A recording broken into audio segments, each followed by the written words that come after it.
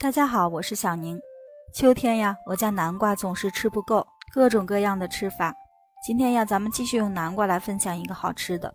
南瓜去皮切成片儿，上锅蒸熟，然后呢，把它放到大碗中，给它捣成南瓜泥，加入面粉，再加上一点盐，然后呢，给它搅拌均匀。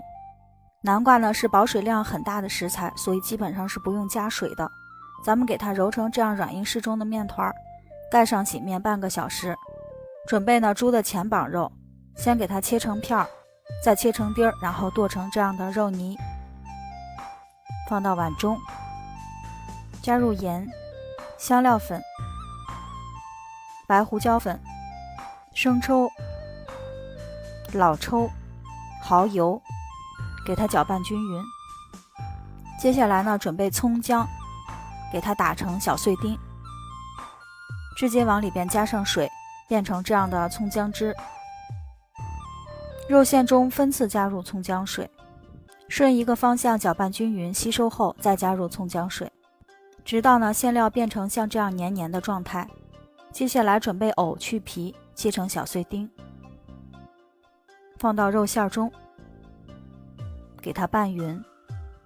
最后呢，再泼入一个热油，搅拌均匀，咱们的凉藕馅就做好了。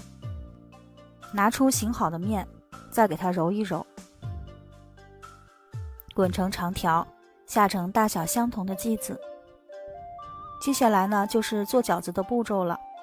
剂子上均匀的裹上干粉，给它按扁，擀成饺子皮。拿一个饺子皮放上一定的馅料，像这样包成月牙形，再把两个收口的地方呢对折一下，就变成一个小元宝的形状了。这个金黄的颜色呢特别适合做小元宝，水中放入一点盐，防止破皮，把小元宝下进来，轻轻地推动锅铲，防止粘锅。